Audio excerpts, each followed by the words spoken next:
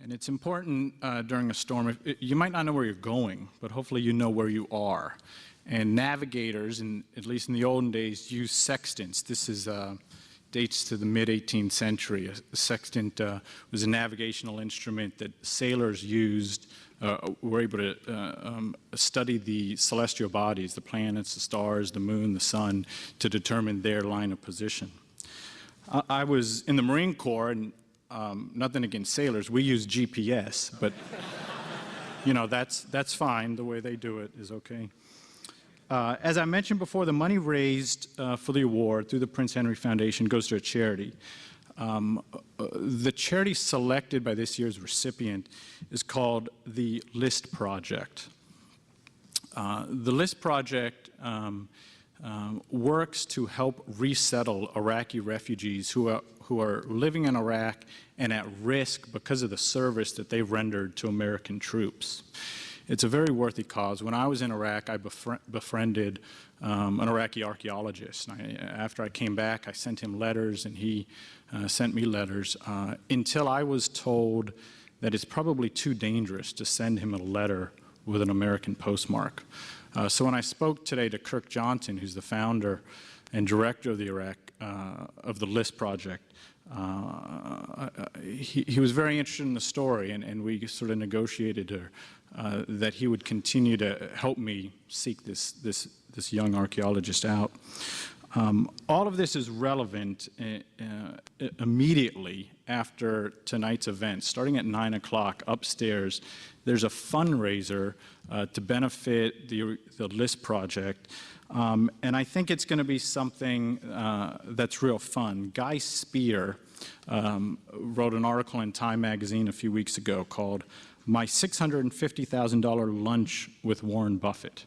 Guy's agreed to talk tonight for about 45 minutes about his lunch. He's got some slides.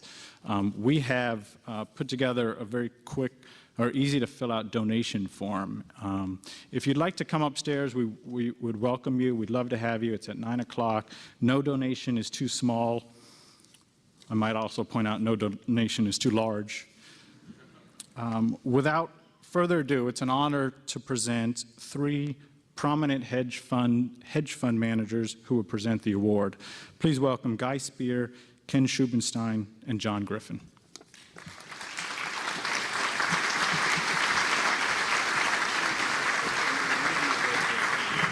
Thank you. Thank you. Prolific.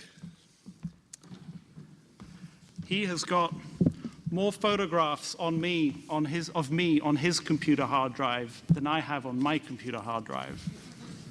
Happy. Smarty pants. He shares burgers with his friends. Energetic. Competitive. Spam king. Silly. Obama. African philanthropist of the first order. Generous. Teacher. Organizational fiend. Loquacious. Harvard. Boundless generosity. Persistent.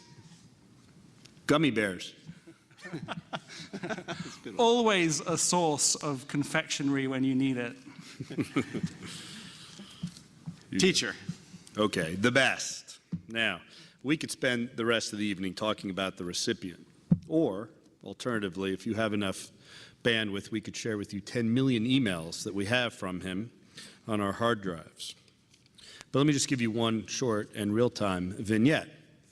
Yesterday, the recipient had agreed to spend 2 hours doing a teach-in on value investing. The 2 hours ended, and he said, "Hey, I feel good. Who wants more?" 2 hours later, where there were still over half the people who had started entranced, the session ended. I know about this because I do teach a class here at the McIntyre School of Commerce, and one of my students attended this teach-in yesterday. And he sent me an email about it, and he said, "Dear Professor Griffin," the recipient's name is "the best teacher I've ever heard." Now, I've had this student for a whole semester. Don't think your grade won't be reflected, but you have three of his very close friends up here, and let me just end with something one of his closest friends said to me. Quote, "He embodies the very best qualities of any human being I know with the volume turned up loud." All three of us are honored and privileged to present this award to Whitney Tilson.